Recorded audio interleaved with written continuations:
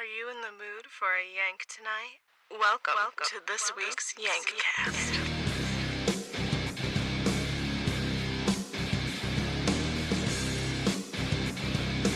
Hey Yank Stars, this is Andrew Yanker. I am so pumped to have the hilarious Greg Edwards on this month's Yankcast. He is a stand-up comedian based out of Los Angeles. Greg stars as Sparky Sweets PhD of the critically acclaimed web series Thug Notes. I love it. You should check it out. Greg was also in season 1 of Comedy Central's Corporate. He has a new podcast called Black Stage where they tackle a black perspective on pop culture, stand-up comedy, current events, news, and more. Download it, rate, subscribe. You know what to do. It's a podcast. Please follow him on all social media at Greg the Grouch. This podcast is sponsored by Books for Powerlifters. Books for Powerlifters. Books contain 1,000+ pages with little to no reading required. Fill up that empty bookshelf and lift it, bro. Appear smart while getting shredded. Now coming in, Bible. Enter code YANKCAST to get your first 5,000-page books for free. I personally loved War and Peace because I didn't have to read it. And without further ado, sit back, relax, unless you're driving a car, and enjoy this episode with Greg Edwards. Fucking decision. I get it. You can kind of do whatever. I get it. Yeah, so I am so happy to have my guest, Greg Edwards, on the podcast, on the Yankcast. Yankcast. Yeah, baby. We are, I'm almost falling out of my furry chair. That's a nice chair, though. Yeah. This Chewbacca. It is like Chewbacca. I got it at Goodwill. My girlfriend found it and she was like, "This is perfect for your office." Hell yeah, you hell know? yeah. Are you a Goodwill dude? I am. Yeah. Goodwill, honestly, like, I feel like you can't go wrong with it, right? Because it's like, it's like one of those like hidden gems. I mean, especially go to like a rich neighborhood, you go to like Malibu or some shit. Stack up. Yeah. They just throw out shit because they're tired of it. And you just get good shit. I love it. Yeah, or estate sales. Uh-huh. Rich people have so much shit, and they just need to get rid of it. Don't even need it. They don't even need it anymore. They're all calamariing or Kanamaring. You know the art of tidying up? Oh, what's the girl's name? She has that new show on Netflix. Yeah. I forget, it's Japanese. Yeah. Yeah, but she, Mimi, my girlfriend's just been tidying up this whole, like, place, and she's gotten rid of probably, like, 2/3 of her stuff. Oh, really? Yeah, but good, it's, like, good. It's nice. Yeah. It's, like... Minimalist, yeah. It's funny, because you feel like a breath of fresh air in the room. Yeah, all the time. You don't need all this shit. You don't. Americans are like, the more and more I watch, like, I like watching, like, I've been watching, like, these tiny house shows. Oh, yeah. On Netflix. And the more, like, I watch all these shows, people are trying to scale down, but they have so much shit. Americans have so many shoes and clothes and just everything. Yeah. Like, I like, go to the storage unit sometimes, and I'll just see someone just, like, smoking a pipe, sitting in front of their stuff. And it's just, like... Wow. Yeah, like, you don't need all this. Yeah. Just give it up. But it's just, that's like an American pastime. It's just sitting with your stuff. With my shit, just stocking it. Yeah. For nothing. For nothing. There's something soothing about holding on to your stuff. True you know, indeed. it's like, yeah. It's not healthy, though. I don't think it's healthy for us. Yeah, but I guess as a segue, I like this podcast. My first podcast, I actually interviewed my little brother, my 12-year-old brother. So all right. Family's been a big part of my life, so I like to start off and talk about family and talk about how people were raised and what their like background was. So, what was your family life like growing up? Oh man, I'm from Virginia originally, small town. I'm from the city called Hampton. But it's weird because it's Hampton, but they have a sister city. It's just next door called Newport News, and I used to live in Newport News, and then I moved to Hampton. But I lived like across the street was Newport News. My parents, my dad was a mailman. My mom was a nurse. I have an older sister, an adopted little brother.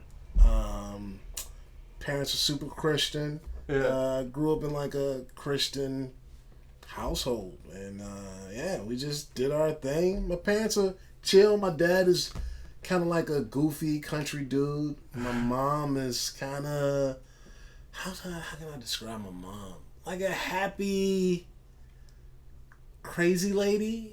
She's sweet, but always, something's in the background. Always something going on. Some she's not talking about or addressing. Yeah, but I realized as a kid I was like I'm a middle kid, and I was always funny, so I'm always trying to hold the family together. You know? That was my thing. Yeah. But yeah, it was cool upbringing, country, have fun, but small town, so I just wanted to get out. Yeah, just wanted to get out. Yeah. But so you talked about humor being used to like bring people together when you're growing up. Totally. Was it ever used to like diffuse situations in the family or fights or? More like tension. I think my parents got together. I think my parents were just dating, fucking around, and my mom ended up getting pregnant, and they just got married. And I don't really think they dated that long, so I don't think my parents really knew each other. Wow. And I felt that as a kid. I felt there was always like some type of, my dad didn't have a dad growing up, so I think with our family, he just wanted to keep the family together. So my dad was very much agreeable with anything my mom wanted. So I felt that tension, and I felt like, let me try to lighten the load a little bit with just jokes or just being goofy and yeah. But you described your dad kind of as a goofy guy too, right? He's goofy, but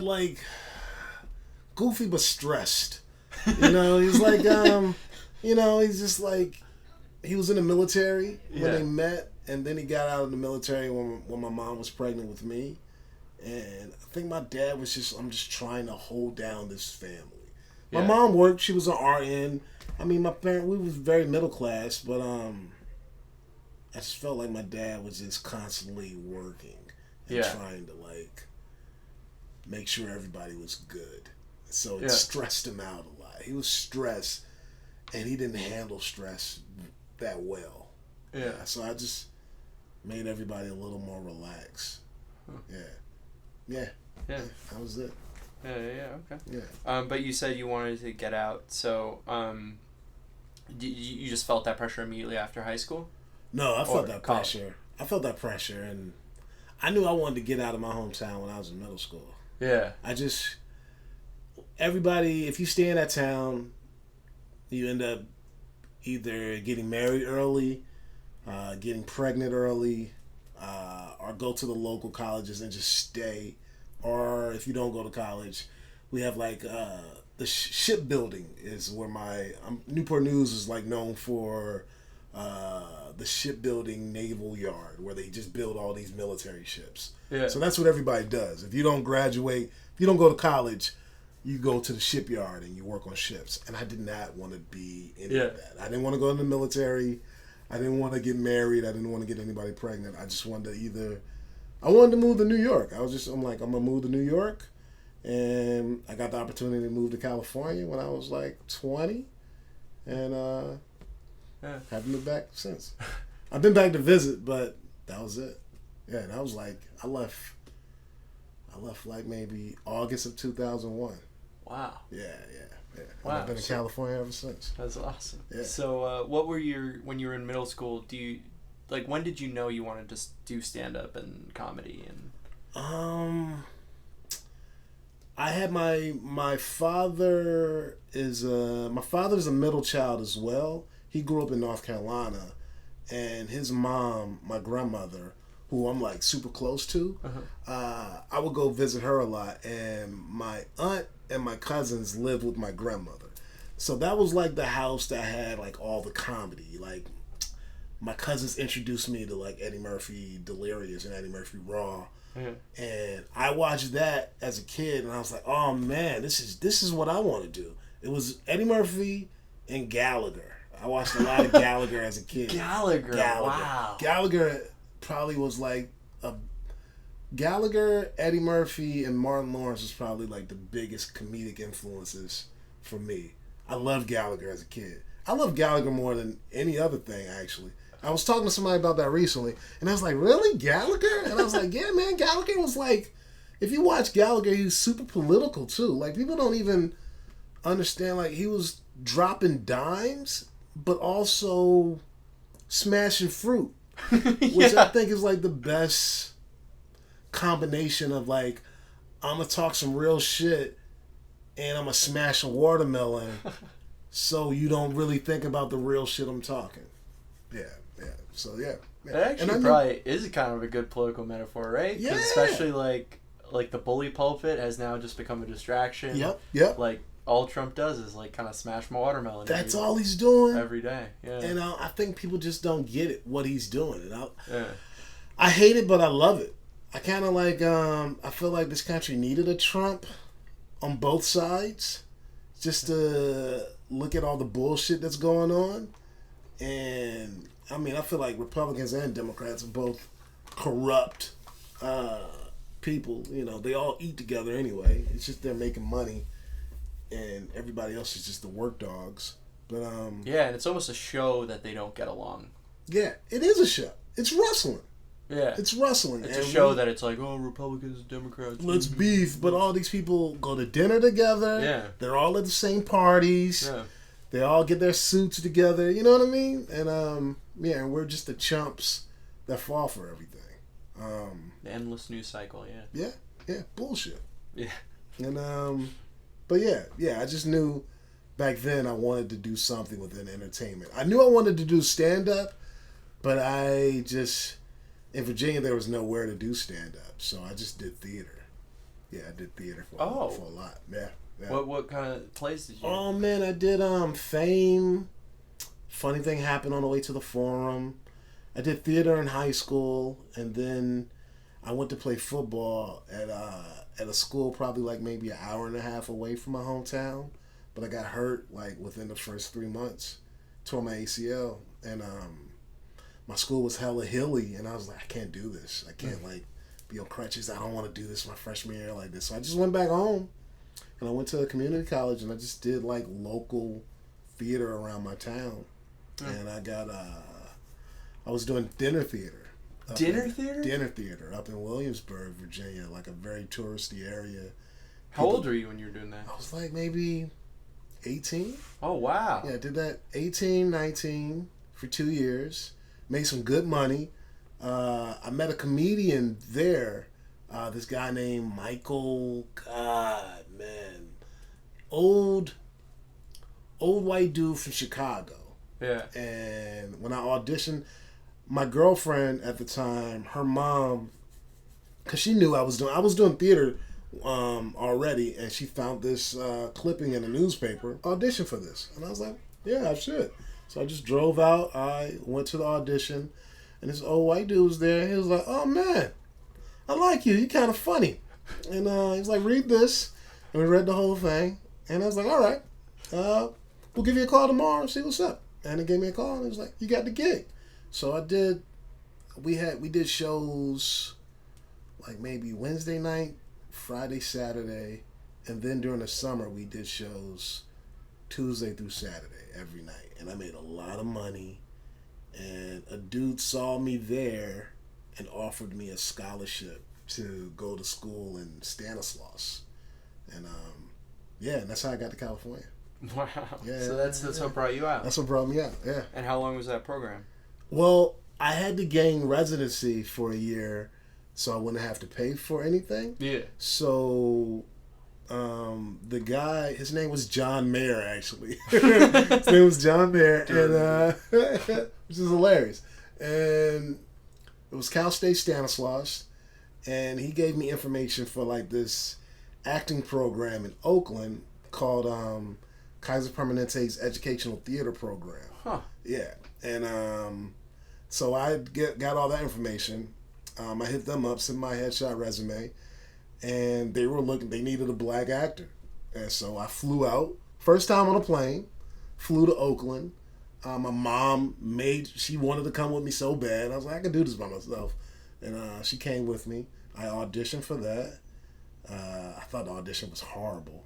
I didn't think I got it. But then I flew back home, and they called me up and told me I got the gig. So I moved out to Oakland, and I had my plan was just to do that gig for a year, and then go to school. But I got to the Bay Area, and I started doing comedy. I started doing like open mics and stand-ups in the Bay Area, Oakland and San Francisco. And I was like, I'm not going to school. I'm just going to do this job and just do stand-up. And yeah, that's what I did. Yeah. So you felt that like immediately. You felt that pull. Oh man, once I got to do open mics in the Bay Area, it was a wrap. Yeah, I just wanted to act. My day job was an acting job. Yeah. And at night, I just did open mics and shows and stuff. What other kind of day jobs have you had? Oh man, yank.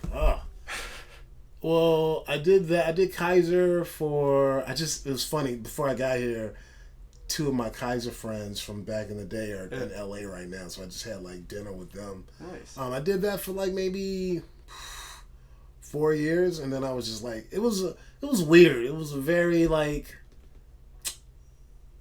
trying to be family corporate type atmosphere that I really didn't.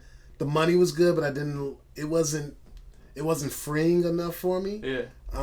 So I got out of that, and then I was just on unemployment for a year, just doing stand up, and but that stopped. So I was like, oh, I have to work. So man, after that, I just like, I was a dishwasher at like some soul food restaurant in the Fillmore district in San Francisco.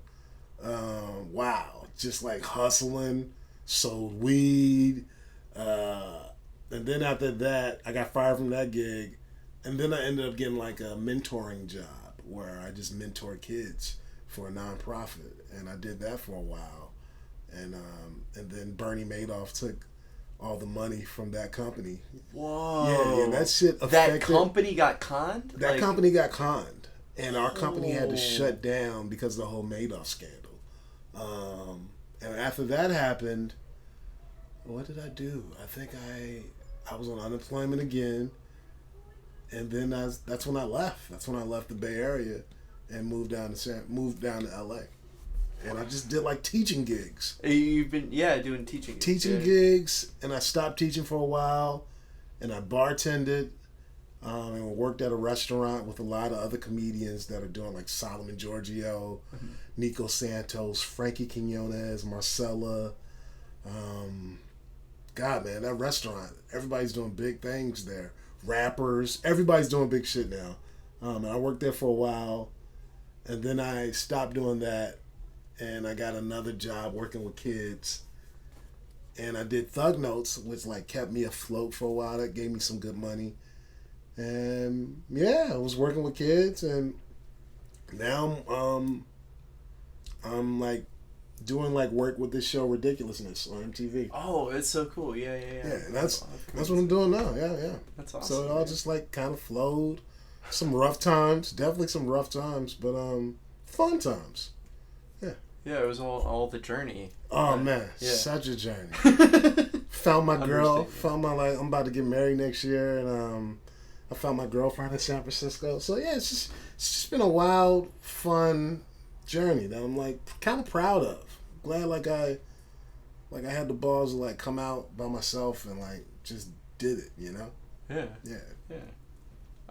You're talking about Thug Notes. I'm a huge fan of it. Oh, thanks. Yeah, dude, I appreciate it. Yeah, and it's cool to just like, it's so hilarious to listen to your takes on like all these pieces of literature, and I love especially when you take like a commentary and you're just like, my opinion on like this kind of book in general. Like, was it Fight Club where you were just kind of like, this book? No, American Psycho, where you kind of diss Bret Easton Ellis. Yeah. I was like, you know what? I feel that. Yeah. He's a kind of, a vapid writer, and he can, kind of like go off on like the subject material and blame it on that. But in the end, like, it is kind of a creation of itself. Yeah. So you kind of.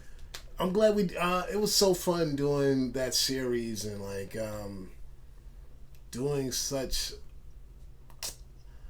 in-depth summary and analysis of all these books and doing it in a way that everybody could relate to it. I think that was the most fun I had. And just, kids hitting me up and teachers hitting me up talking about how much they loved it. And it's just been a lot of fun. Yeah, I really enjoyed it. Hopefully they'll bring it back. I don't know. But, it was a good time. But what was the inspiration for it? Oh, that wasn't me. That was,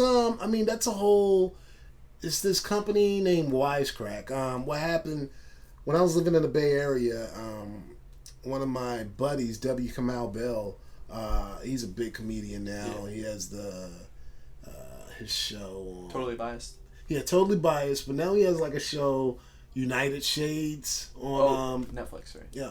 Well, he did that special on Netflix, but he has a show on CNN. I think it's on CNN. Yeah. But anyway, when he was doing Totally Biased, the guys that created Thug Notes worked on that, and his head writer was a guy named Kevin Avery, and they're like my big brothers in the Bay, and they were like, "Hey, we need a guy. We want to do this show called Thug Notes, and we need a guy for that." And it was like, "Why don't you audition this guy named Greg Edwards?" Did the audition, and I got it, and it's like, yeah. That's why I always tell people to be cool with everybody, man. Just be chill, because like the shit you get is always from other people. You know what I mean? So it's like, I see comics beefing with comics. I'm like, dog, it's like no need, because everything you get is always because you know somebody else. Or I mean, you do get shit from your own merit and shit that you make sometimes, but when shit happens and is really good, it's always other people connected to it. Yeah. So I'm like, stop that beef and shit and just be cool with people, because it's, you get better things with sugar than with salt. Some country shit. What was your favorite book that you reviewed on Thug Notes? Oh man, Lord of the Flies was fun. The Count of Monte Cristo, that's like one of my favorite books. So many of them. Beloved, we did a lot of books. The Count of Monte Cristo is my favorite book. 1984 was fun. Man, yeah, it's just so many books. But yeah, probably The Count. Jane Austen. By Jane Austen? No. The Count of Monte Cristo is. Oh, Dumas. Yeah, Dumas. Yeah. What do you like so much about it? Just the excitement of it? It's just a good revenge story. It's a good story of like a guy that was just kind of like living his life, not that ambitious, gets fucked over hard and in like a brutal way, and devotes his life to payback, and it takes over him. Takes over everything, that he gets his love back, but he doesn't even care about the love anymore. He just cares about the payback. I just like a story that shows how a person can be so devoted to something that's kind of meaningless, but it can also change his life. Yeah. And I feel like that's how a lot of us are. We just kind of, how can I explain it? He wasn't a person. I mean, he was a person, but he didn't really change. Like, he learned another language. He learned how to fight. He learned how to manipulate, all because he wanted to get back at somebody else. He wasn't doing these things before. It's like, it's funny how like something can happen to you and it can change your life for the better, but you don't see it, and it can be for the worse. It's just so many layers. It's so many layers to that book, and I just really love the book, and I love the movie too. It's like one of my favorite books. Oh, so you work at a gym? Yeah. What gym you work at? Just Intention Boxing. Intention Boxing. Where's that at? It's just right down the street here on Hillhurst. Actually, a lot of comedians go in there. Oh, the one. Okay, yeah. Right beside the 7-Eleven. Actually. Yeah. Yeah. Like I saw Steph Tolov in there recently. Really? Yeah. Okay. A lot of people are starting to do the boxing thing. I think boxing and comedy are actually really similar. Totally. Yeah. Gary Shandling is like a big boxer advocate. Yeah. So was Louis C.K. before. Louis was? Yeah. Oh, man. Even Louis, yeah. I hope Louis, I hope he gets to come back. I think... Or he is back. I mean, I hope he gets accepted again, right? Yeah. In a way. I think what he did was awful and totally wrong. But I do think we should be able to fail and learn from it. If you definitely learn from it and be able to come back. I hate to see somebody outcasted. I don't really like that. But I also don't like what they do. And I'm not a woman, so like I don't know how that feels, and I don't like the outcasting of it. I just wish there was a way that people could learn from what they did and be able to be not welcome back with open arms, but show that you've repented and feel bad for what you've done and show that you're trying to learn and be a better person. And because just being an outcast doesn't help anybody. No, and I don't know, it feels like it's all about who your allies are and if you are allies with the right people. Yeah. Because if you're not, you get thrown under the bus. You lose millions and millions of dollars, like Louis C.K. said in his new special. Oh, I haven't even watched it. Oh, it was leaked, which is horrible. That's also a horrible thing that some dude, some hyena, like just was laughing in the background. Oh, you heard him laughing the whole time? Yeah, you heard him laugh, and it's obvious who freaking was recording it and leaked it on YouTube. And everyone is in the comments making fun of him. And then sometimes you'll just see someone being like, "Why are you making fun of this laugher guy?" And he'll like attack them. And you're like, that's the guy, huh? Yeah, probably. But he always is creating ghost accounts, so he made a full-time job out of like defending himself under all these. But he did, it's comedy. Comedy's full of people that have done horrible things too. Yeah. It's I mean, art is in general. Totally. Yeah. I mean, everybody's done horrible things. Yeah. Everybody's done things they aren't proud of. And the people who we, idolize and hold them up, from the past, they probably just, that stuff just didn't come to light. Exactly. They were able to do it in the dark, So it's like, it's a weird thing. Like especially a lot of abusers have to get it out and actually have to literally tell the truth in their stand-up or in their art. Woody Allen has awkward moments where he's talking about pedophilia. Louis C.K. in I Love You, Daddy, there was a scene where he jerked off in front of a woman in the movie right before he got called out. So it's like Bill Cosby has the Spanish Fly joke, which got rounding applause. If you ever listen to that, it's like freaky. It's creepy to see like how. But he never thought this was coming. Yeah, he never thought it was coming. It's wild, but it's also like a fame monster too, which is like a lot why I like Count of Monte Cristo, because you can get caught up. You can get caught up in this life that you pursue, and the things that you wouldn't do when you weren't famous, that you feel like you can get away with because you're famous now. And it's a monster. And people have to learn how to deal with being famous, and it's not that easy. Right. And it's not. It's not. I couldn't imagine. Like my little brother who's 12, he's obsessed with fame. He thinks fame.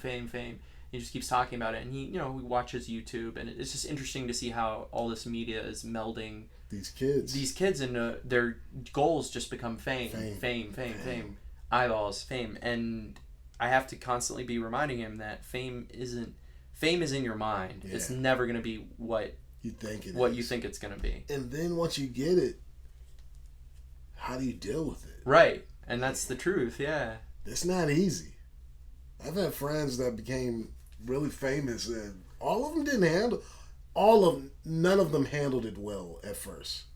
They became assholes a little bit, selfish, kind of shitty people, and a lot of them broke out of it after like a year and a half. Some didn't, but it doesn't look easy to deal with. Yeah, definitely doesn't look easy. Everybody changes around you. Yeah. What is your favorite, this might be a little bit of a sidetrack, but what is your favorite genre of literature? Ooh. Oh, man. I mean, right now it's definitely nonfiction. And genre within that. I mean, as a kid, I liked...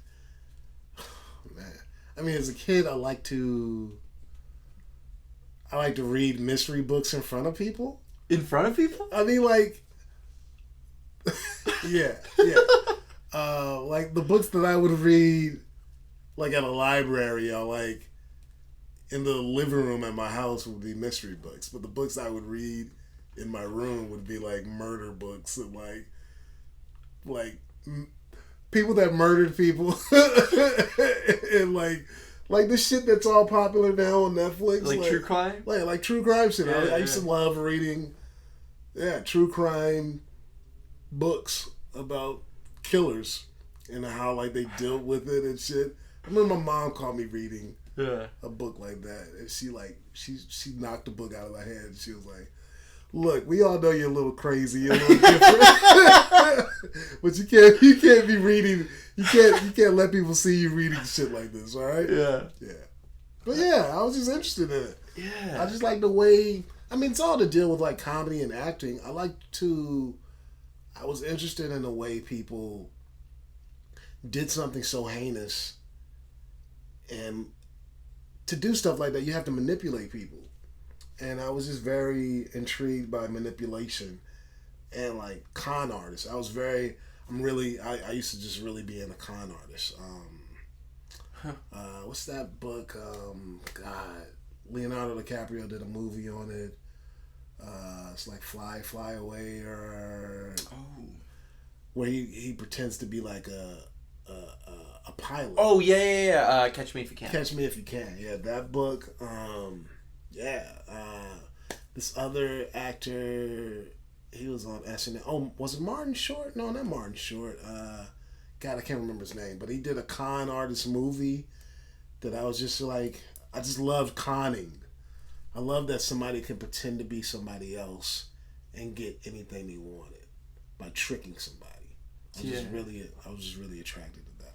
It's interesting. Yeah. It's weird. It's kind of like it's a hustle. It's like the original hustle. Totally. You know, and if you break down most hustles, that's what it is. That's all. I mean, what car salesmen are doing, they're hustling people. Yeah. Anybody selling anything is hustling people. Comedians, we're just up there hustling. Yeah. I'm just hustling with my words that I practiced 1,000 times.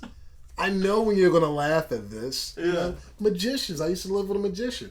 Hustlers. They're just, this is all tricks. I know exactly how my hand is going to move to pull this way. And, I'm just fucking with your head to make you enjoy it. And hopefully you enjoy it enough to pay for it. Yeah. Yeah. So wow. I was really into that as a kid. And kind of still am. Yeah, I mean, it is kind of endlessly fascinating. Totally. I mean, yeah. All the Bernie Madoff stuff we were talking about, that it's just so interesting to see just these people who like as they get in their own hustle. It's like a cult, where you start just drinking your own hustle and you really just start. He knew it was no way for him to. He knew that all that money couldn't mix around to pay everybody. Yeah. He knew what he was doing. I think I'm sure his wife knew. Yeah. She said she didn't, but I'm sure, yeah. Yeah. Or that Fire Festival, that was like a more recent one. Yeah. But it's the same, it's just like a smaller version. It's a millennial version of a Bernie Madoff. And it's the same kind of factors at play where you just see someone over their head and they just keep blowing it up and blowing it out. And I also I like the Fire Festival because also, it was Fire, right? Fire Festival. Fire Festival. Also because it said something about social media too, and just like how we're so seduced by social media. Because they didn't have to do much. They just do like 4 pictures up there, and everybody was just like, "Yeah, here, take my $500." It just says something about our society, how we're so seduced by images that will pay big money and don't know anything. And names, they just said these people were booked, and people were like, okay, it's the next thing. Like just some simple marketing. You hire a graphic designer, make something look dope. Some pretty girls frolicking on a beach. You take video footage of it. You get some has-been rapper. Yeah. And then you got so much. I mean, I feel like Fire Festival could have been fixed. No, it couldn't have. Yeah. After thinking about it, no, it couldn't have been fixed. No, because they didn't do the work. It was like it was instant gratification. They didn't do the work that was required to do it, to actually put it together. Yeah. And then they're like, in the end, they're like, oh, I guess we don't have to. Yeah. But I think I actually think that guy, the guy that put he's in jail right now, right? Yeah. But I think he's gonna be fine. I think he's gonna get out. I think. I'm sure that he's probably can't do certain things. Right. But I think people. Like he could even be lionized, really. Yeah. Still, he could be because like we did that to Jordan Belfort, the guy Wolf of Wall Street, the penny stock guy. Like, you lionize these people like by making movies of them, and everyone loves the movies, and everyone goes to watch them, everyone pays tickets, but then they're lionized. People like aspire to it in a dark way. Totally. What is Jordan Belfort doing now? I think he's in a white collar prison, but he was the guy who did penny stocks. Yeah. He totally which that was an interesting story too. It's just there are all these different cons going on, and it just is interesting because it's like it says about the society where the cons are moving to. Mm-hmm. They're moving to social media versus they used to be on Wall Street and in tech, but now it's like moving to tech. Now you're gonna see a lot more apps. Like I see all these there's so many apps popping up, and I'm like, a lot of these have to be just fake. Yeah. Oh man, I'm I'm a sneaker dude, and I need to get out of it. But like I'll see something, I'm like, oh man, these sneakers look cool. Like, who's even making these? You know what I mean? Yeah. And I'll see something, and I'll be almost about to buy it, and I've bought something on like an Instagram pop-up thing. Yeah. Spent maybe like $20. Never came to my house. Yeah. They just took my money. Yeah. And I'm like, it has to be tons of those out here, And why? I mean, it's easy. Yeah. What can I do? I can call the Better Business Bureau. What are they gonna do? Yeah. It's hard to track them down now. What's your favorite word? My favorite word? Ooh. I guess love. Yeah. Love. Yeah, love makes me feel happy. Yes. I like to hear yes. But I guess I'll go with love. Yeah. Yeah. Yeah. The affirmation, the different love languages, but affirmation seems to be yours. Affirmation? Yeah, because the words love and yes and affirmation. Oh yeah, okay, affirming. Yeah, totally. Yeah. I'm the same way. That's why I immediately connect with that. I love affirmation. Oh man, it just makes you feel good. Yeah, one right now for me is kindness. It's so lacking, and it's just like anytime you meet someone who says, I've just been hearing the word kindness more and more, and I'm just like, oh, thank God, because especially in this city, man. Yeah, it's so hard to meet kind people. We're in a bubble too. Yeah, we are. Yeah. And LA is just such a, it's such a dog city where everybody's so selfish here. And, but I get it also because everybody's trying to get something. They fucking sacrifice so much to get here. Yeah. They left all their family and their friends. They're just trying to get this goal. So I get why everybody's so kind of grumpy and nearsighted. Yeah, very nearsighted, but also just very selfish. Yeah. Yeah, when I drive here, when like I drive around LA, I just realize, don't even get mad because just everybody's selfish. Just like, they're just going to go. Like, let them go. Just, it's no need to even get mad about it. It's just like, yeah, everybody's just selfish. So it's all right. But I try not to get into that mind state of being as selfish as everybody else. But sometimes you have to be selfish as well because you'll just get beat down. Yeah. Because everybody else is so selfish. But yeah, this is a selfish ass city. Especially coming from like the country where everybody's very, like if you get a flat tire, people will pull over and be like, "You all right? You good? You need some help?" Hey, how you doing? They look you in the eye and say, "Hey, morning." You know what I mean? And like here, it's like, God damn, really? Really? Are you that fucking narcissistic? Just don't care about anybody. Yeah. Yeah, and I think there's an interesting role with like social media and media in general. Mm-hmm. And I even saw a study that said babies are becoming nearsighted. Like, oh, really? Yeah. I mean, just think about it. We got a technology. We're evolving, man. Yeah, like, we're evolving to just... It's going to be in our heads. It's going to be in our bodies. Yeah. Have you watched that show, Years and Years? No. Yeah, I suggest that. Yeah, it's on HBO. Okay. It's really good. It's like, did you watch Black Mirror at all? Oh, yeah, I watched Black Mirror. Yeah. Okay. It's like Black Mirror, but only around a family. Okay. And it deals with all the technology that's coming, and it's really good. It deals with all the political issues that's going on now. It's a good show. Yeah. But yeah. I mean, all the kids have those iPads, and kids babies know how to do this. You know what I mean? Yeah. Swiping. And they know how to swipe. Yeah, it's weird. But, I mean, it's bound to happen. Yeah. It's technology. We're going to be flying, yeah. Yeah. I guess this is the last question with or actually, I got two more. What book would you recommend to your worst enemy? Oh, what book would I recommend to my worst enemy?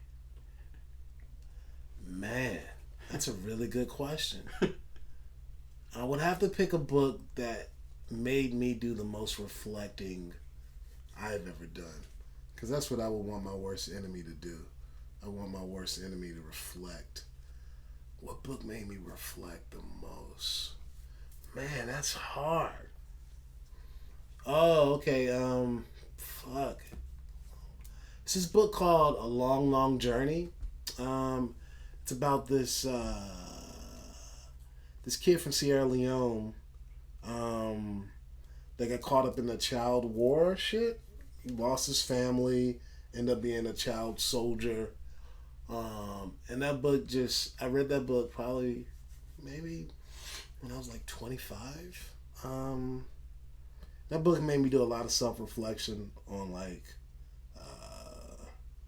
wants and like made me reflect a lot on like comedy and like why am I even doing all this stuff. It's like if I was born in another country, this is very like petty, to be like pursuing to be a stand-up comedian. But yeah, it made me reflect a lot and just made me be more grateful about the things I do have and family and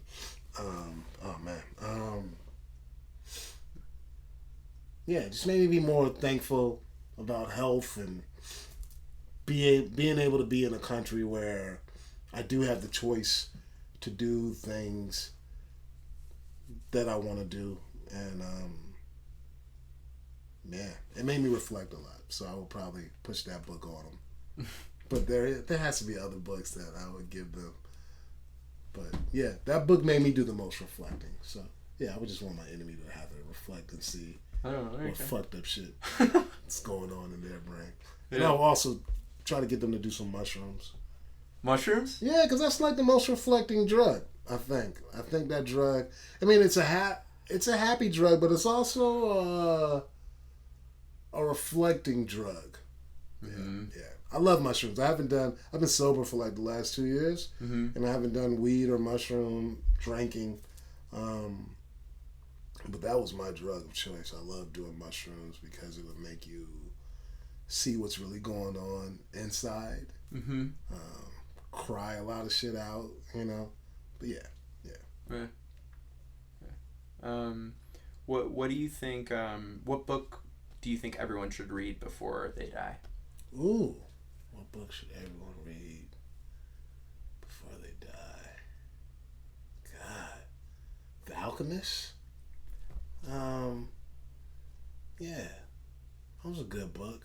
I like The Alchemist. Yeah. Yeah, that was a really. I enjoyed that book. I mean, I guess. Oh man, that's so hard. Animal Farm. So many good books. Charlotte's Web. Oh, Charlotte's Web. But I'll go with The Alchemist. Okay, yeah. I just thought the book was so interesting, and the fight, and just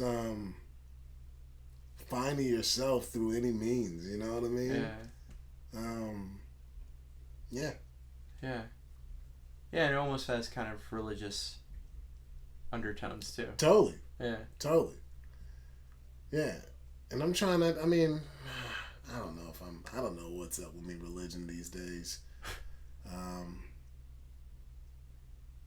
Yeah. But yeah, I guess, The Alchemist. Okay. What about you? Yeah, it's a good question. I mean, I think one of the books that I really think that Different Seasons. Different Seasons. Stephen King. Oh, Shawshank really? Redemption's in there, Apt People's in there. Really? It's a really good, and there's actually debate whether Stephen King wrote it or his wife wrote it. Oh, okay. Because I think his wife is a slightly better writer than he is, but and especially Shawshank Redemption is just as a novella, it's like it's too good. It's too good. It's like, where did this come from? It's too good. Yeah. It's too deep. Yeah. Why would somebody have to go through that much? The Shawshank Redemption makes me think of there's this Bible story where a guy, was it not Lot?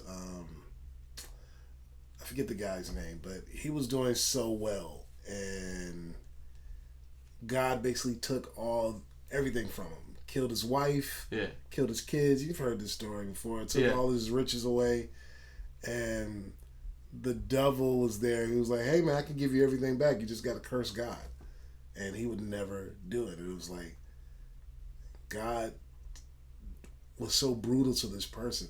So that, in Shawshank, I was like, this guy didn't deserve all this. He had to go through so much hell, and for what? Yeah. I guess what did he learn though? I don't know what he even learned. I mean, I guess he learned how to deal. Yeah. It almost feels like he passed on his mistakes. He said, "Learn from me." Almost. He made himself an example. But what mistakes did he do? Because he was a good husband. Yeah. I mean, his wife cheated on him, and he went to prison for it. And he was trying to be a good man in prison. Yeah. But I guess he did help other people. Yeah. Yeah. Such a rough. I don't know. I mean, I don't know if I could have took that. I don't know. Definitely not. It's a lot. Prison, getting raped, and oh my God, and just beat up, and for a crime you didn't do, and then you actually find you help a kid that knows the person that did, and then they kill him, and yeah. But I guess it just, for the reader, I guess it teaches such compassion for people who are wrongfully convicted every single day. That's true. And their lives are cut short. Yeah, and there's plenty of people every day for that. Yeah, awful. I couldn't even imagine, man. I don't know what I would do. But it could easily happen. It can easily happen like that. Wrongful conviction. Wrong place at the wrong time, you know? Mm-hmm. Yeah.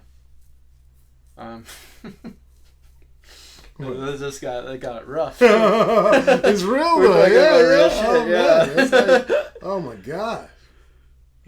Man.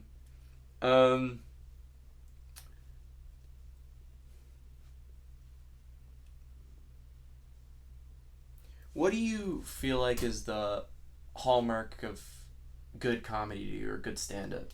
Truth. Honesty. Pain. Pain. Mm-hmm. Truth. When somebody's just being so honest and who doesn't care. I mean, this is like cliche, but one of my favorite guys is Patrice O'Neal, who's super problematic. You know, he's done awful things.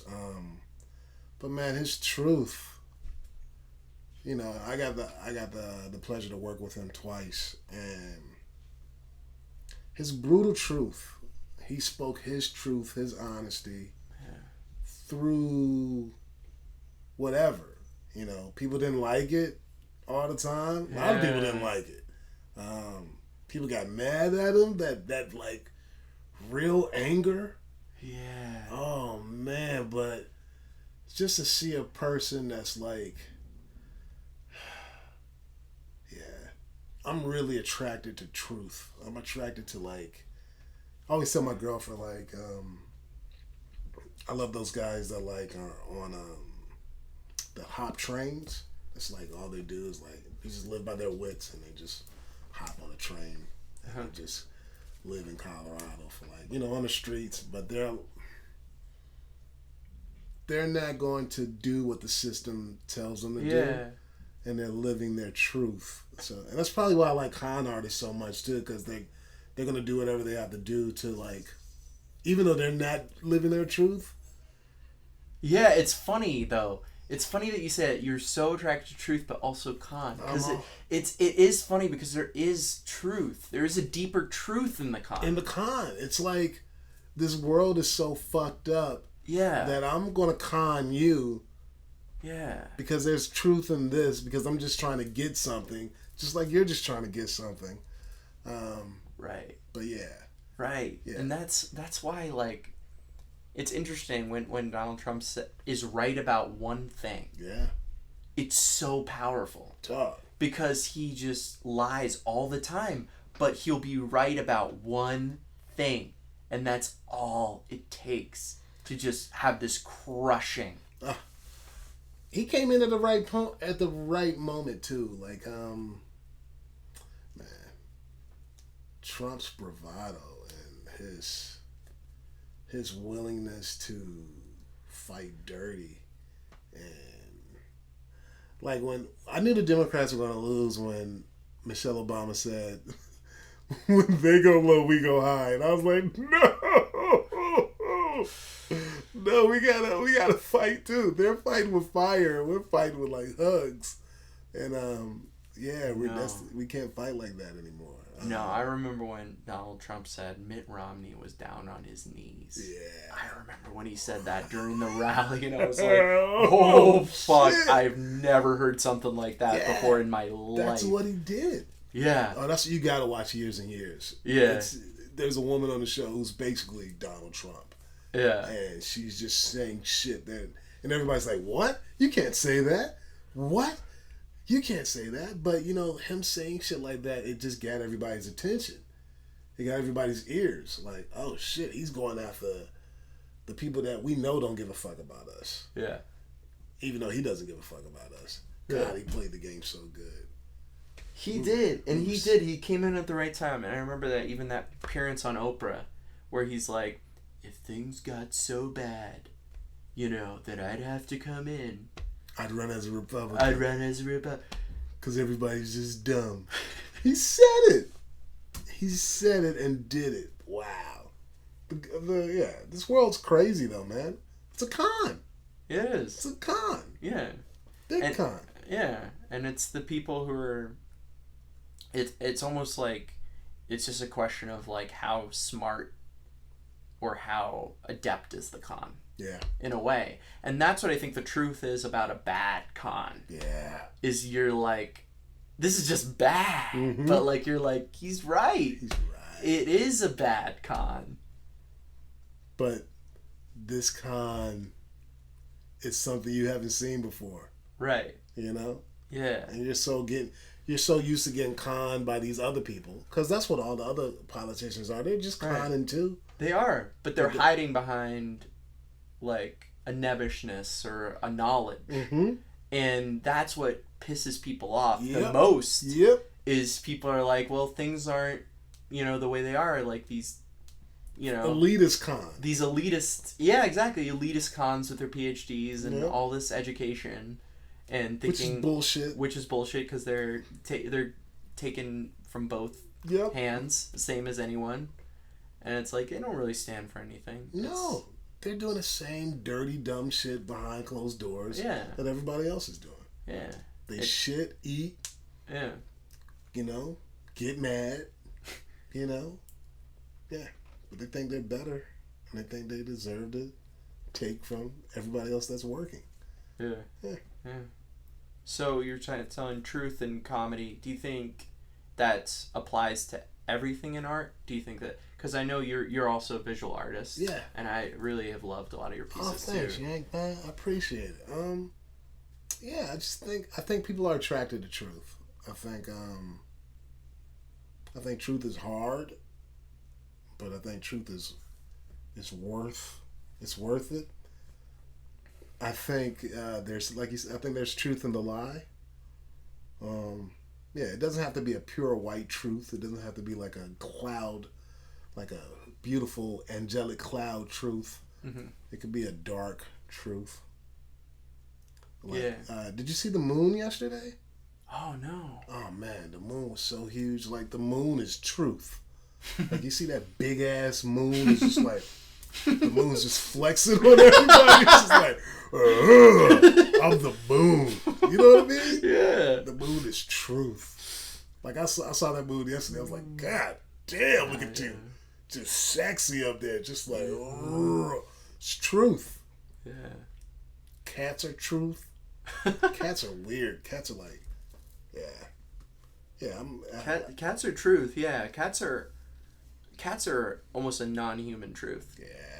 Yeah. But like dogs are just like us. Dogs are too much like it. That's why we like them so much. That's why we like them so much, but at the same time, yeah, because they, especially it's funny, the male dogs. Yeah. Because female dogs are independent. Yeah. And female cats are really independent, but male cats are also, but male dogs are just, you just look. I have that little dog, and I never thought I'd have a little dog, but my girlfriend has a little dog, and I love him to death now. Yeah. But he just follows her around, and I'm like, wow, I do that all the time. Yeah. I just follow ladies around. Yep, just follow love around. Follow love around. That's all I do. The cats are like, nah, fuck no, that. Cats are above it. They're like, no, I don't have to. Me. Yeah. I'll like you if I like you. Yeah. And if you die, I'll probably eat you. Yeah, they did that. I'll probably eat you if you die. Yeah, they did that study and said like that dogs will take like a week and a half to eat its owner if you die, and cats will like take 3 days. Eat you immediately. Yeah, they're just like, okay, it's over. Man, I just gotta do what I gotta do. Yeah. They're truth. Yeah. And it's creepy. And that's why we don't like them all the time. Right. I was outside just having a cig. And there's like 2 black cats in my area where like my neighbor feeds them and shit. And I just walk outside and these cats are just looking at me. Just staring at me with these eyes and just like, God damn, you guys are just all in my soul. Yeah. The truth. Yeah. So you've run a lot of different podcasts. Yeah. And what do you like about podcasts?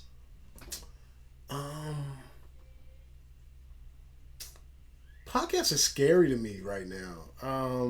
I like podcasts, but I think I do a podcast, this one with Bradley, it's called Black Stage, and I do another one with Big Little White Lady Lies about Big Little Lies, the TV show. And a good friend of mine, I was on my podcast and I was talking about, the subject came up about weddings and performing comedy at weddings. Yeah.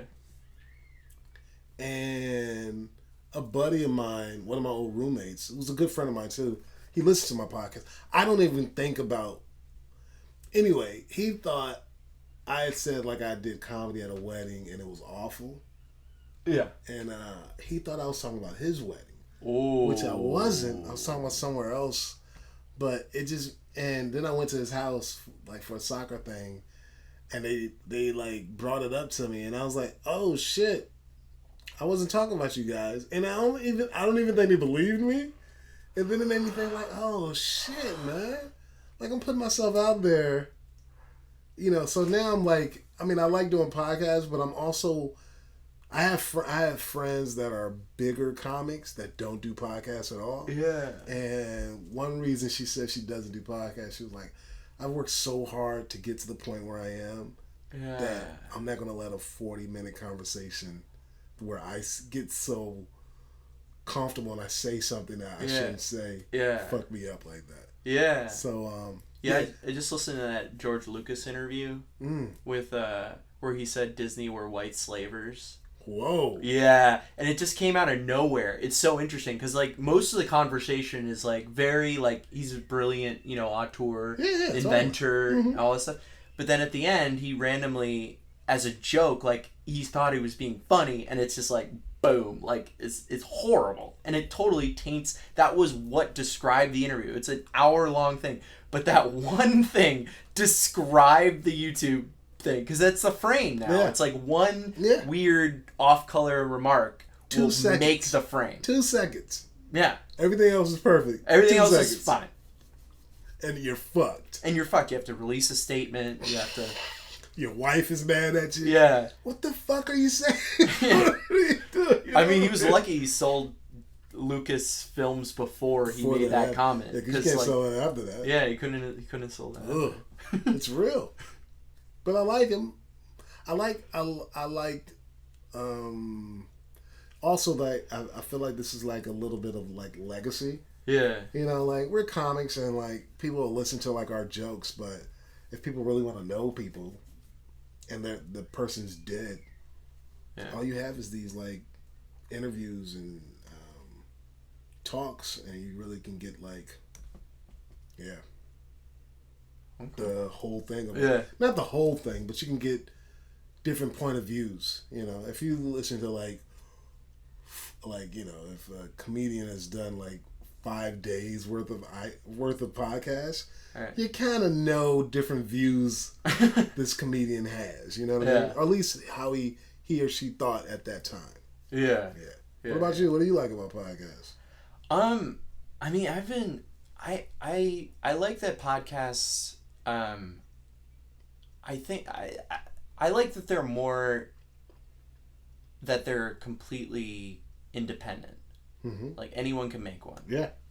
That's what I like about it. Yeah. Because it used to be you need to listen to the radio, and the radio has its own network, and you know. You gotta be signed. And, you gotta be signed, all this stuff, and so I like. It's the same thing I theoretically like about YouTube. It's the same thing I theoretically like about all this social media and all this stuff. Is that, and all the software. Yeah. You know, like anyone can do it now. So the entryway is so open. That's true. You know, and yeah, and it's cool that you can kind of like, you just have to have a clear kind of brand and, you know, make that kind of your thing. So I don't know, I like that. There's also so many podcasts. Oh man, yeah. It's just like it's unending. It's flooded. It's flooded. And I think it's just gonna keep going. I think. Well, so at least too. now people are doing. We're getting people to listen to podcasts who don't. Which I feel like there are certain people who don't. Like, I don't think kids listen to that many podcasts at all. I don't think so either. Yeah, it's like an adult thing. But then you see there's a hunger for that, because if you have a podcast that's almost aimed at kids. Yeah, or younger people. You know, it's like... I don't know. I don't know if they're into that. Yeah, I don't know. Kids are so weird now. Yeah, kids are on some other shit right now, and it's great. It's kind of cool. It's cool, and they're like, yeah, they're so zanned out though. Zenned out? Xanax. Oh, So, Zan. zanned out. That's Yeah, hilarious. man, So they're you're so- right. they're Zanned so- out. Oh, That's interesting. dog. Look at these kids' eyes, man. These most like these young rappers right now and singers. Everybody's zanned out. Yeah. These eyes are just like. Wow. It's not stoned eyes. It's it's Xanax. They're all zanned out. That's interesting because it felt like the millennials are like almost the 80, the uppers, the Adderall generation. Yeah. Now it's the Xanax. Zan man. generation. Yeah, dog. These kids are on drugs, but it's a different feel. Yeah, I feel like our generation was all like weed and Coke. yeah, definitely weed. Definitely weed, coke, and booze. I mean, it's like the 70s, but like a harder edge of it. Adderall. Yeah. But yeah, I definitely feel that pull of like, I need to get all this shit done. I need to get stuff done all the time. Yeah, I need to get it. Get it. Cocaine. Yeah, exactly. But they are like, nah, man, I'm chilling. But not like not like a weed high chill. Yeah. Yeah, their eyes are just like, whoa. Whoa, man. Whoa. Some dude, I was hanging out with Corey Lacostic, and he was like, I don't get this music, man. And I was like, yo, it's Xanax, man. It's Xanax. I was like, look at these kids' eyes. And we turned on a video, and he was like, oh, shit. You're right. And I was like, yeah, it's Xan. Look at their eyes. Damn. I was like, yeah. And then I was like, I'm going to go back and look at the 90s music or the early 2000 music and look at their eyes. Yeah. That's just weed and coke right there. That's all weed, coke, some booze. Look at these guys' eyes. Oh, shit. You see the difference in those eyes? Wow. I also want to put pictures in front of you and see, like, have you tell me what they're on. Oh, their eyes are just... Yeah. Because these eyes are like... The pupils are dilated, but they're like a strong dilation. Yeah. It's like, like weed, I feel like your eyes are very glossy. Yeah. Almost like a dog's. Like kind of, but these eyes are just like, like dilated, the kind of. Spears. Yeah. Oh, yeah, man. They're seeing through you, and they're seeing in another dimension, and then they'll come back, and then they'll see it again. Yeah. It's almost like maybe like acid but like a synthetic. Yeah. Yeah. Like even more synthetic. Acid is synthetic, but. But less of the self-discovery, more of the numbing. Oh, yeah. Xan and probably Molly too. Yeah. It's that generation though. Yeah, that's true. Yeah. But I know from your stand-up that you work with autistic kids, right? Yeah. I used to. I don't. You haven't in a while. With my new job now, I stopped doing that. But yeah, I work with autistic kids for like the last 4 years. What was that like? It was great. It was pure. One kid I worked with that I had like the best relationship was this Armenian kid named Christopher. And I worked with him at this special school in Pasadena, which was a mix of high functioning and low functioning autistic kids. Yeah. When I first started working with Chris, what's his parents? They weren't his. I don't think they were divorced. Or were they divorced? I'm not sure. I think they might have gotten divorced. Yeah. They had gotten divorced and they had moved. And they had moved from the house that they were living at before. Really high functioning kid, super smart. Just had issues with like his impulse control. If Chris didn't like you, he'll show you that he didn't like you. He'll spit on you, kick you, grab your hair. And he was also a teenager going through like emotional shit. Like, you know, your parents just get divorced and you move from your house and shit. And when I first started working with him, he would test me, you know. Call me the N-word for like, oh yeah, man. Well, he's a smart kid. So he's like, oh, I'm going to do whatever I got to do to get under this dude's skin, you know what I mean? But, you know, I've been working with kids for so long, it didn't get under my skin at all. And once Chris knew that I wasn't going anywhere and that, like, we talked and we related on art, this kid, I mean, I realized that I was being blessed to do art every day with an art savant. This kid's a genius, man. The shit that he would do on his tablet when we do like art stuff, the graphic design shit that he would do is just, I'm never gonna be that good. Yeah. Never in a million years would I ever be as good as Christopher. We draw and he just make dope shit and we just related on it. And like I'd make something and he'd be like, what you think, Chris? Cool, looks good, Greg. Like we just did that shit. And so I worked with Chris for like maybe 2 years, and that like after the first 3 months, no problems.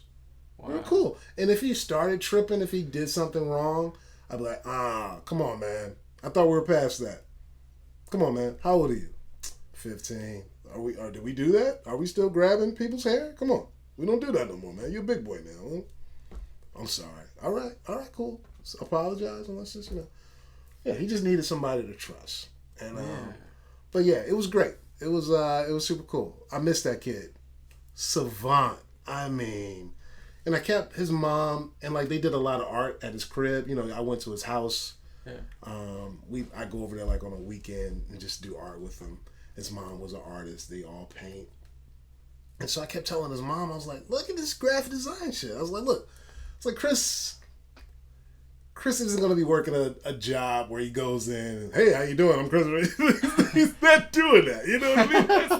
That's not going to happen. But he could sit at home behind a computer and get like graphic design gigs. People tell them, hey, look, we need to do this. We need to make this. Can you make this for us? You send it back to them. They ask you. They like, hey, we like this, but can you change this? Chris is perfect for this. This is the perfect job for him. Influence him, get him to do some classes with this, get him to learn, get these programs. He doesn't need to go to school. Chris would fuck with the class if he was mad and didn't want to tell people he was mad. He would just go to all the computers and like put a virus in the computers so nobody could use the computers. And then he just fix it again. Just genius. And just an autistic genius. And savant. And it was great. And he loved hip-hop music. One day I was just sitting and he started reciting Sam Jackson's character in Pulp Fiction. He knew it by heart. You know what I mean? Just like shit like that. He really got into Queen before the movie came out. He just was singing all the songs. And then we'd sing all the songs together. Yeah. Fun kid. Genius level shit, man. Wow. Yeah. Do you have routines, like creative routines? Creative routines? I used to, but not as much anymore. I just try to, go off feelings now. And whatever inspires me. I think I'm still the most creative in the morning.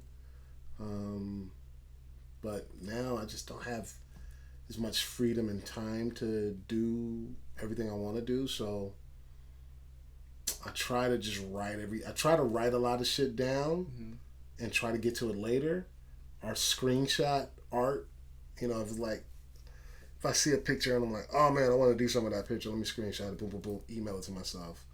Art, this is what I want to do to it. It's a lot of like giving myself notes to what to do in the future. But when I do have time and stuff, I feel like I write the most and create the most in the morning. And then when stuff comes to me, at least joke-wise, is always when stuff comes to me, and then I'll write the joke. And I just wish I had more time. Yeah, at least with jokes, I like to be out every night, making a joke better, and then have like a great joke that I can just hold on to for like 5 years. I love a joke. I love a joke that I can just eat off of for like half a decade. You know what I mean? Like, if I could keep a joke for 5 years and it's still fire, all those 5 years, that joke is like, that joke deserves like a bracelet.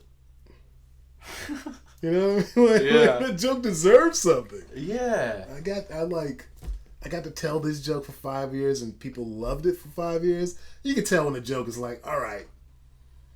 It's time to it's time to put that joke up. That joke is 2015 or it's time to put that joke away. Yeah. How do you pump yourself up before a show? Now, I don't know. I mean, it's my feeling. I guess I don't really have to pump myself up anymore. I mean, I'm trying to be honest. I'm trying to talk to the crowd more. I'm really trying to be in the moment. Even though I know my jokes are already planned, I'm trying to, I won't say be scripted. I'm just trying to, like, I'm having sets now where I'll start off and just talk to somebody, and I'll just try to let that energy flow for as long as I can. So, like, if I do 10 minutes and I haven't told one joke at all, but I'm just flowing off of this interaction and I'm just riffing off of it, I'm trying to keep that. Because I feel like the audience just loves, and I love it too, that natural, like, I'm funny. Like, I'm funny, so let's just flow off of this. Let's ride this wave and keep it going. And, sometimes the wave goes 10, 15 minutes. Sometimes it goes 3, and I got to do jokes. But I'm just trying to be more in the moment and just reminding myself that before I go on stage. Be in the moment, trust your instincts, have a good time, let yourself be free. Yeah. How do you unwind after a bad set? Oh, man, that's so hard. I've been doing it for a long time, so I just know it just comes with the territory. Yeah. And it's all right. Yeah. If you had a bad set, it doesn't necessarily mean it was a bad set. It means that shit just didn't go right.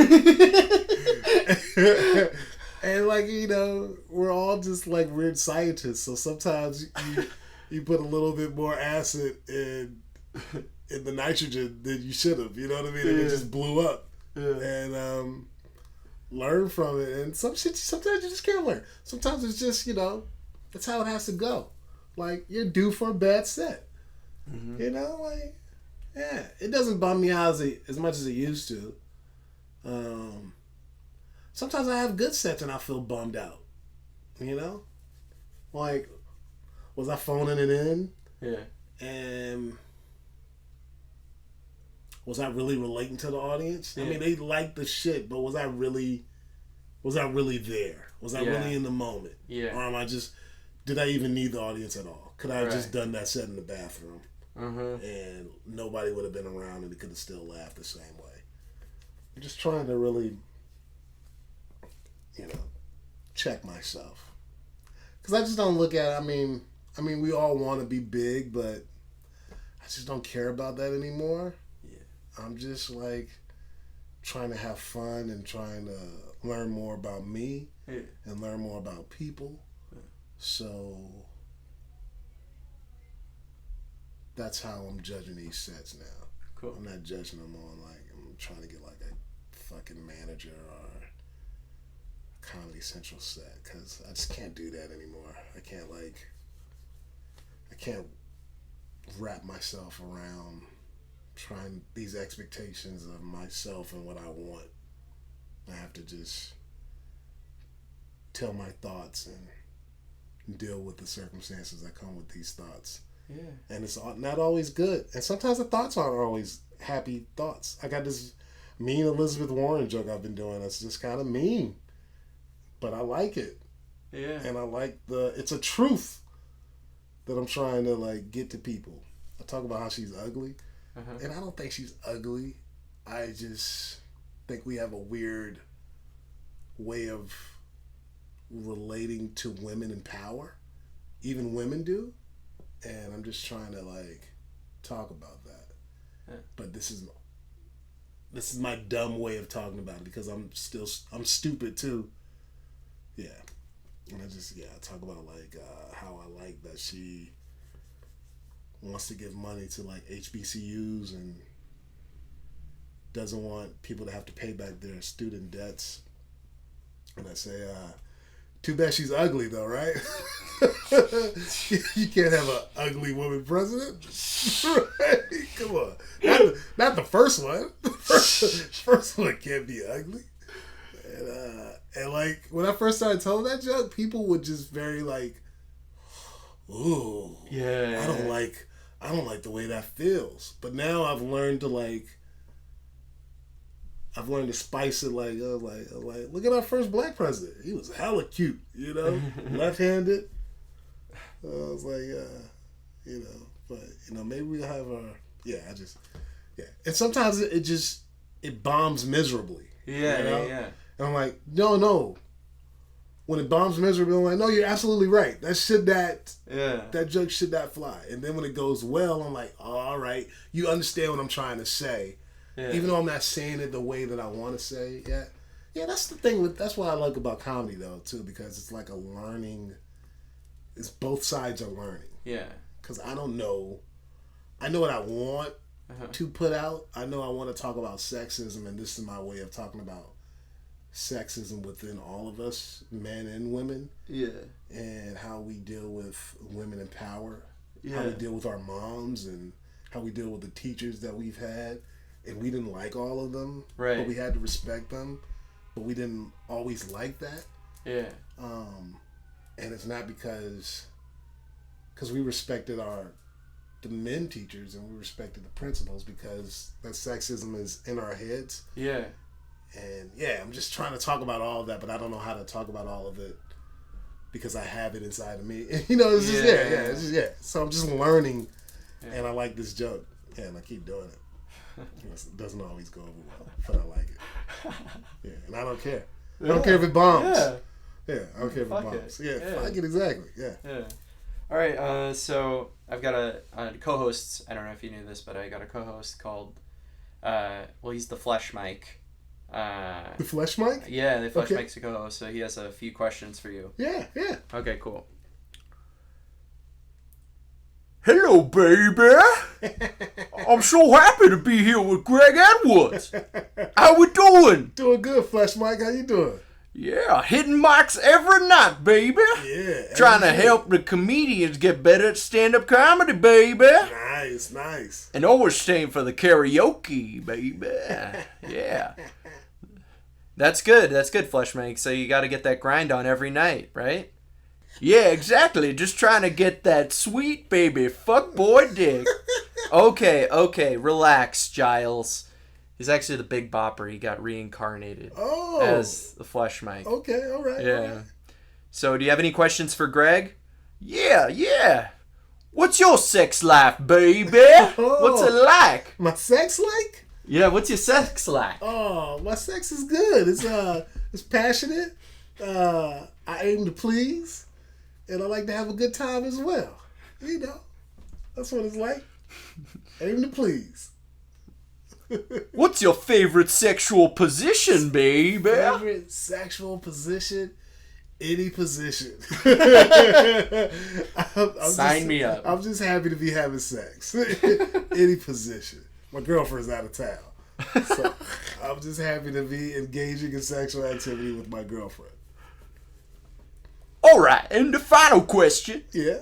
What's the weirdest place you've had sex? Ooh, Denny's. I've had sex in a Denny's bathroom Weirdest place. Yeah, Denny's. Where was that Denny's? Denny's in Oakland. Right beside the Oakland A's stadium. Fuck. Was that like after a set? Did you fucking kill it that hard? No, it was... I did a set. It's a long story, but I was working with Kaiser, and we were on tour in Sacramento, but I had a gig at like a club, one of my first like club dates in San Francisco, so I had to be there. So I drove our work van all the way back from Sacramento to San Francisco, and I wasn't supposed to do that. And I was driving back, and I stopped at the Denny's at like probably like, what time was it? Probably like 12 midnight. Meet this girl at the Denny's. We go and fuck in the bathroom, and then I follow her home to Palo Alto, and we fuck again, and then I have to drive back to Sacramento.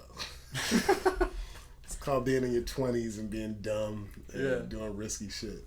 Wow, I'm gonna think about that later tonight. Yeah. Okay, Fleshmike. All right. Fleshmike's a little horny, I guess. Denny's horny. Get them French fries. Oh yeah, get that slam. What's that? The lumberjack slam. The lumberjack slam, baby. Yeah. All right. So that's been the podcast. Thank you so much, Greg, for having me on, dude. Thank you for having me on. I don't know why I said that. I get it. Yeah. Thank you, though, man. It's been fun. Do you have anything to promote? Just my website, gregcomedy.com. My art website, gregedwardsart.com. And check out my podcast, Black Stage. And keep listening to this podcast. Yanker's the shit. Good dude. Great energy. Always honest. And just a nice guy. Thank you so much, Greg. Yeah, man. Hey, Yank Gang. Please remember to follow us on social media at the Yankcast. Or me at YankstarWW. YANKSTARWW. Please review, rate, and subscribe. I thrive on that shit. I'm like an Uber driver. We also have a live show that features stand-up and variety acts called The Yanker Show. And we have 2 shows coming up this month of September. You count them, 2. Thursday, September 19th, 11:30 at the Pack Theater, one of the hottest independent theaters in Hollywood. The show is completely free, with free beer as well. You heard that right, free beer. We've got Keith Carey from Roast Battle and Lights Out with David Spade, and Chelsea Skidmore from Netflix. The theater runs on donations, though, so pay what you can and join us at the Pack Theater, baby. And the second date is our regularly scheduled time, September 27th at 9:30. That's a Friday at the Clubhouse in Los Feliz next to the Johns with Reagan and Watkins from Comedy Central. That show is free as well. Thank you so much for tuning into our Greg Edwards episode, and stay tuned for more updates. And I love you, Yank Gang. Bye-bye. Twitter, my Facebook, and Instagram at the Yankcast. Stay tuned for more updates.